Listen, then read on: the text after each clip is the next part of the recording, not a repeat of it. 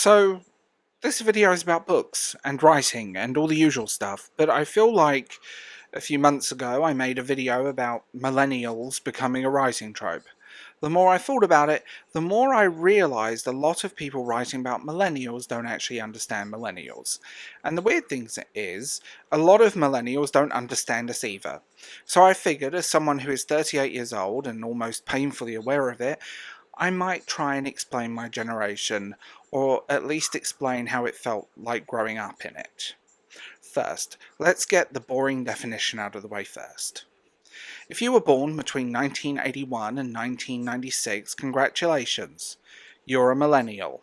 The youngest of us are now 30s and in 30 years old, and the oldest are now pushing 45. Which is absolutely wild when you remember that for about 20 years the media kept declaring millennials like we were university students with avocado toast addictions. Some of us have back problems now. Some of us need to sit down before we put our socks on. Some of us need to remember that skinny jeans belong in 2006. Time happens. But here's the thing that actually makes millennials weird. We grew up between two worlds. Not metaphorically, I mean literally. We were the generation who grew up analog and then watched the entire world flip digital while we were still figuring out who we are. We had cassette tapes, we had VCRs, we had CDs, we had dial-up internet that sounded like a robot being strangled. And then suddenly everything moved online, social media, streaming, digital culture, algorithms deciding what everyone sees. We were the first generation to jump into the world head first, and now many of us are the first generation going, maybe we made a mistake. Actually, we did make a mistake. Millennials were basically the test group for the modern internet. Nobody knew the rules. There were no guide rails. The internet in the early 2000s was like a Wild West, but everyone had a webcam and no common sense. We had LimeWire, we had MySpace, we had MSN Messenger. And we had that moment where someone leaned over our shoulder in school and said, "Hey, did you see this video?" And there it was, 2 girls, 1 cup.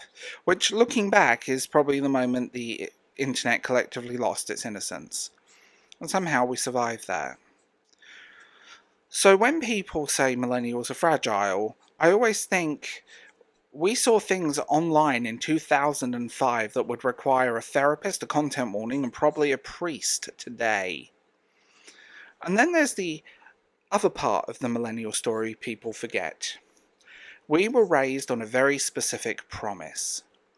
We had a script for life, and it went like this: work hard in school, go to university, get a degree, get a job, buy a house, build a stable life. That's what we were promised.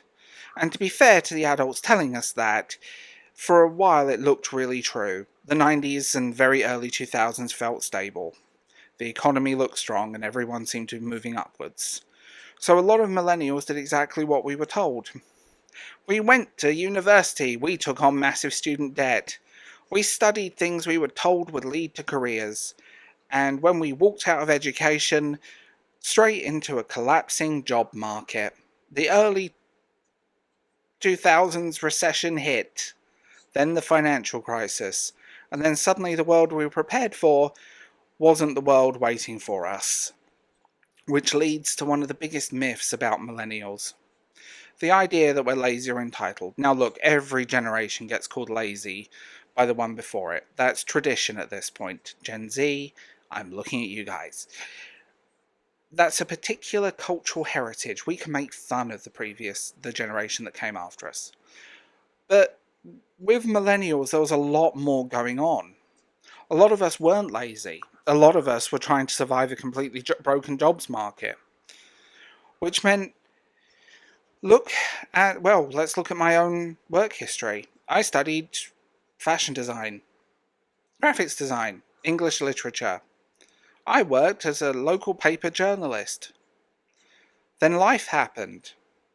Between the ages of 21 and 28, I worked, breaking up concrete on construction sites, rubbish removal, cleaning jobs, fast food management. And at one point in my life, I was even a manager for a care home. None of those jobs had anything to do with what I studied. And this story is basically unbelievably common for every millennial. You go to university for one thing and end up doing whatever job actually existed. And for a lot of us, that meant retail. Retail is where the millennial dream went to quietly die under fluorescent lighting. Anyone who has worked retail knows that feeling. Sunday shifts, customers who treat you like vending machines with feelings, and the special joy of starting work at 4:30 a.m. for deliveries. Usually, some of the stuff we did was for cash in hand work, which you were absolutely not qualified to do, by the way. Especially when you're 22 and someone hands you equipment that could easily remove a finger if you use it incorrectly and they've shown you how to do it once. And here's the weird psychological effect of it all. When you grow up expecting a stable life, and then reality turns out to be chaotic, you end up with a generation that feels detached from the whole system. Not rebellious, just tired. A lot of millennials stop believing the script. A lot of us are jaded. And we did follow the script. It didn't work out. Then there's the housing situation, because millennials apparently killed the housing market, which is impossible considering most of us couldn't afford houses. Somehow we managed to destroy an industry that we weren't allowed to participate in. That's talent. I own my house, and I'm very honest about that.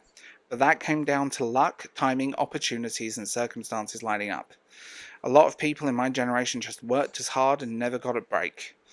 A lot of people can't even get a mortgage. And then we become parents, which is where things get messy, because if millennials were the first internet generation, our children became the first generation raised entirely inside it. And I'm going to be honest here. I think we made some mistakes. A lot of millennial parents grew up as people we call bedroom kids. We stayed in our rooms, we played games, we watched TV. You were left alone a lot. Sometimes because your parents had to work.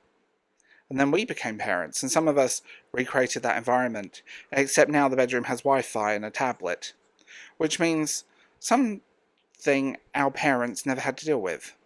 Giving children access to the entire internet, which is absolutely nuts when you think about it. We are the generation that saw the darkest corners of the internet.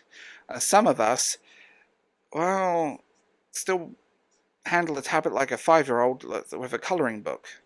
Children do not need smartphones. They definitely do not need unrestricted internet.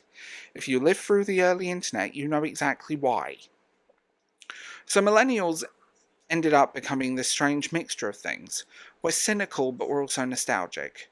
We grew up believing in a system that stopped working. We embrace technology and now spend half our time trying to escape it. We're old enough to remember life before the internet, but young enough to help build the internet culture that exists now. We're basically the bridge generation, and bridges take a lot of weight.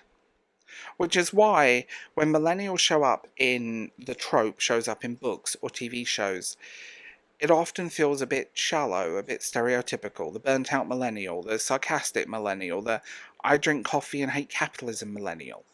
I'm sure some of those are real, but the truth is far more complicated. Millennials were the generation that got handed two completely different worlds.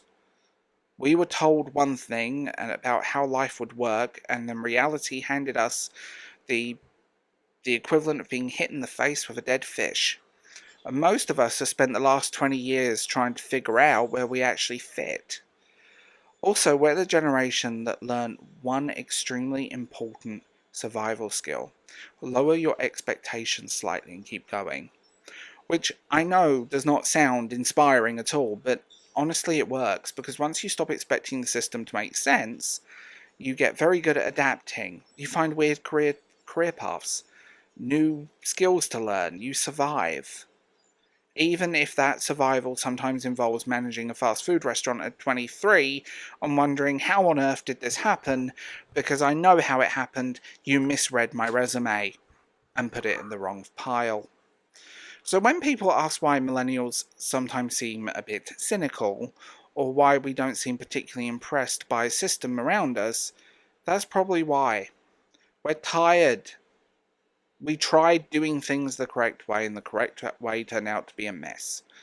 And somewhere along the way, we developed a sense of humour about it. Because honestly, you have to. Kind of have to.